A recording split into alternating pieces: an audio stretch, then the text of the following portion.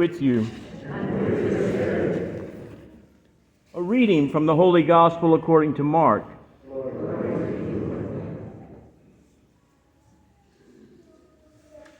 James and John, the sons of Zebedee, came to Jesus and said to him, "Teacher, we want you to do for us whatever we ask of you." He replied, "What do you wish me to do for you?" They answered him, "Grant that in your glory we may sit one on your right and the other at your left."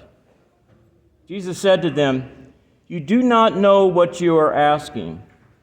Can you drink the cup that I drink, or be baptized with the baptism with which I am baptized?"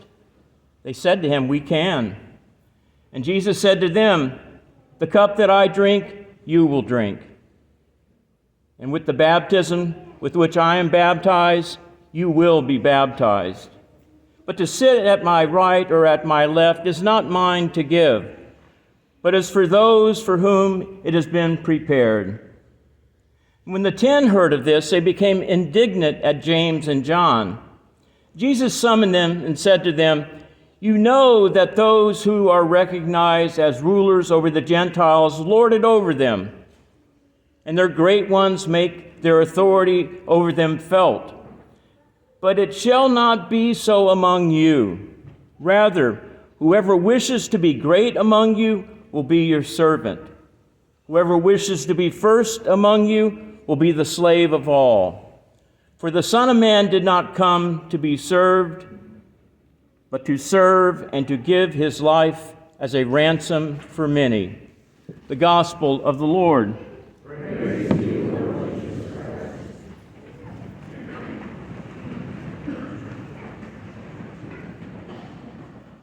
So I remember as a teenager growing up in San Antonio, Texas, one of my favorite pastimes is on Saturday night, a group of us guys would get together and we would pile in my friend's 57 Chevy and we would just drive up and down the boulevard.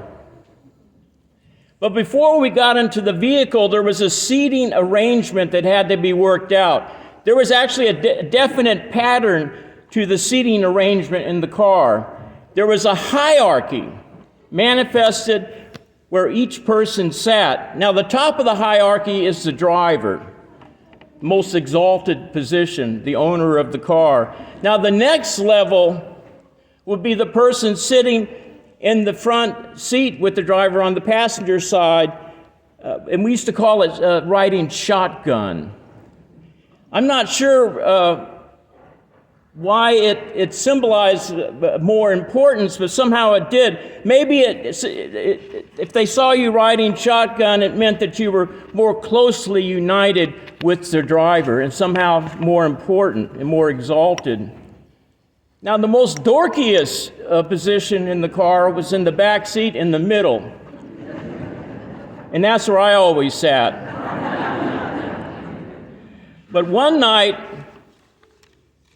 I was able to ride shotgun because I had chipped in more money for gas. I put in $5, which at 50 cents a gallon, that was, quite a bit of gas. So I got to ride shotgun, but people were unhappy with that. So they were grumbling, and for the first few minutes of the ride, we were arguing who was the greatest, who's the best at whatever sport, who could beat who up in a fight. And after a while, we decided we're going to go to a coffee shop and get some coffee. And so we stopped at an all-night diner, and I was eating crackers and jelly.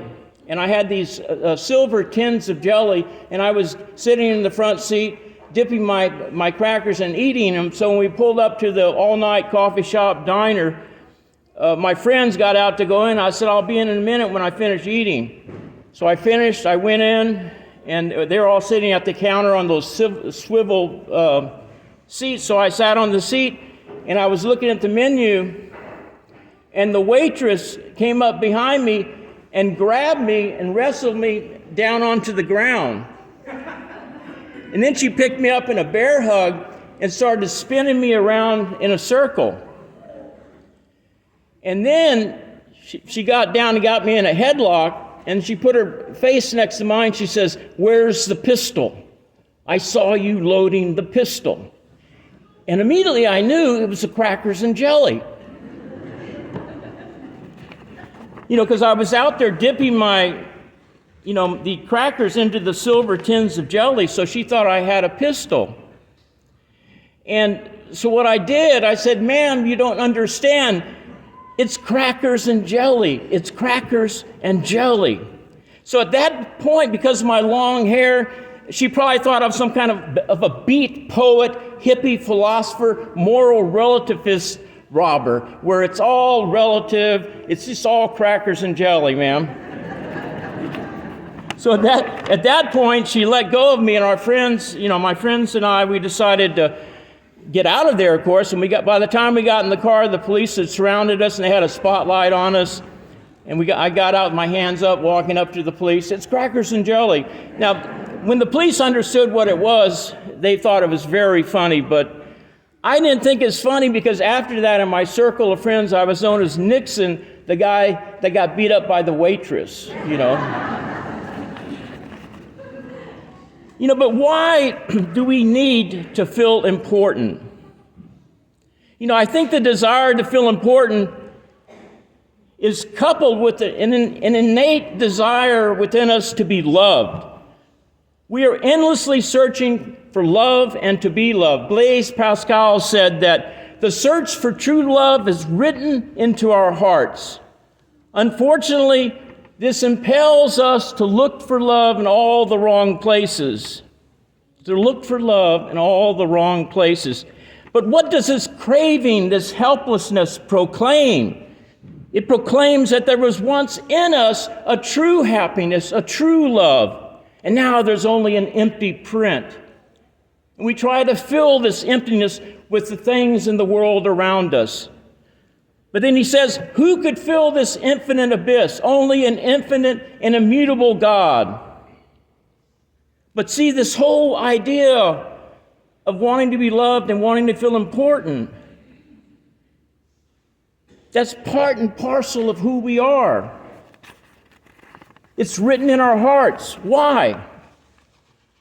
Because it reflects and corresponds to a higher reality, and that reality is that we are important. We're in the image of God, and we are loved. We're loved to an infinite degree by an infinite God. We're important. Through baptism, we receive sanctifying grace, grace that gives us a participation in the divine life of God as children of God, sons and daughters of God. So that's the reality of who we are. Because we're created in the image of God, the reality that we are loved to an infinite degree. A love so great that it impelled God to become a man, suffer and die on the cross, and to give his life as a ransom for many. So it's no wonder in our fallen condition, we feel this great need to be loved and to feel important. It's a vestigial print in our hearts, and we try to take the world around us and fulfill that, but it never will fulfill that love or that desire to be important. The desire is a vestige of who we really are that's manifest in our lives in this world. But this manifested desire of self-importance that is tinged with sin still works within the plan of God. God does not abandon us in our fallen condition. He's not waiting for us to become perfect before he starts using us in his work. In fact, in our helplessness and our craving for love and attention, God considers us more lovable. His grace builds on our fallen nature. Even if our motives are selfish, they still work within God's overall plan. Even our imperfections serve to move us in the direction that God wants to move us. James and John, they were ambitious. They asked Jesus if they could sit on his right and on his left sides when he came into the kingdom. They probably envisioned an earthly kingdom. At that time, their plans and desires were not in harmony with the plan of God. And when Jesus said, "Can you drink the cup that I drink?" they probably thought, "Awesome. We're going to sit on our very own thrones on either side of Jesus and drink out of a cup, out of a chalice." Now, at that moment, Jesus could have given them a reality check. He could have told him that the cup, the chalice, symbolized suffering that they would have to endure, that James would be tortured and have his head cut off, that John would suffer exile, tortures, and persecution. Early church tradition has it that they tried to martyr John by boiling him in oil, but it didn't affect him. If James and John would have learned this at this stage of their conversion, they may not have continued their mission. God reveals his ultimate plan to our lives by utilizing our ambition and our desire for self-importance. And he will use them and move us in the direction that he wants to move us. Our desires and plans somehow work within God's plan because he gets us moving in the direction he wants us to move. The disciples early on may have had dreams about and ambitions about being rulers of the world, but as they matured in their relationship with Christ, as the plan of God was revealed to them, at that point, God pulled the old bait and switch. At that point, they were ready to accept ambitions that Christ desired of them. In the same way, we've all experienced that. We've all had ambitions and dreams of self-importance that motivated us in a certain direction. But God pulled the old proverbial bait and switch. We found ourselves in a direction that we may not have intended to go, but looking back on our lives, we can see how God worked in such an amazing way to get us where we are now, despite the fact that we didn't intend on going in that direction. So even through our personal sins and imperfection, God builds on our nature through his grace. Sometimes he changes our plans, sometimes he crushes our plans, sometimes he just does the bait and switch. An example would be St. Francis of Assisi. He was born in the family. His dad was a wealthy cloth merchant, and Francis was he loved to party with his friends, and he was known for that. And he had dreams of becoming a knight, to going off to battle and winning fame and fortune and the hand of a fair lady. And there was Pope Innocent III, I believe his name was, called for like a crusade. And so Francis joined up for that, but he got about 30 miles outside of town and he got really ill.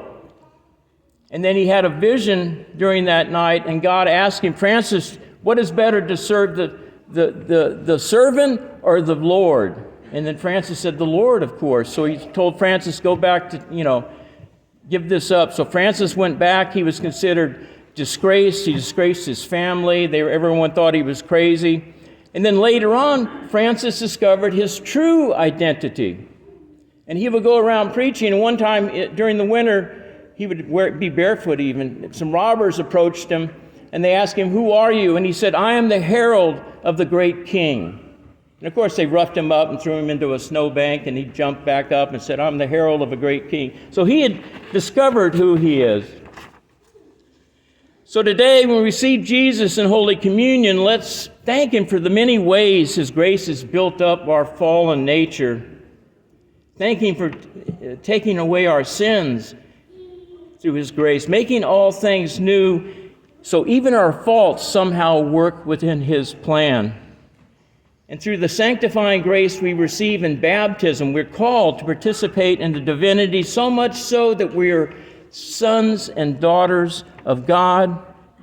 And when this earthly life is finished with all of our tears will be washed away from this world, and we'll live in heaven in a world without end.